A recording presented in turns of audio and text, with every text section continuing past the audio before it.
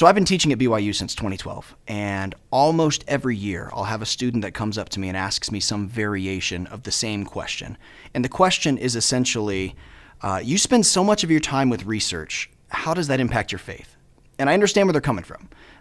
There is definitely the perspective that there is some type of conflict between science and religion. But I think that this conflict is largely methodological. It's largely in how things are done. The fact is that truth is truth. It doesn't matter if you discover it in a microscope or if you discover it through prayer and revelation. So this begs the question, why is there conflict? Why do we see instances of conflict between scientific knowledge and religious knowledge or faith-based knowledge?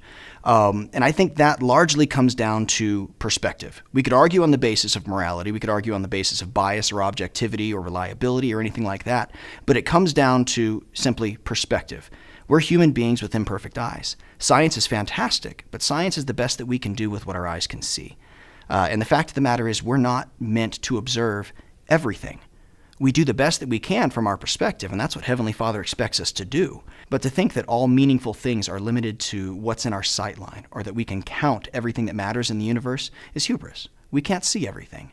The challenge for us is to be able to use our scientific knowledge and our spiritual knowledge in concert, because ultimately they're looking at the same thing. They're just looking at it from two different perspectives. And yes, we're going to see some conflict there, but we're also going to see some beautiful harmonies when we see some alignment between our spiritual eyes and our physical eyes. And that's the challenge for us, is to be able to try to use both and not be caught up in the discrepancies.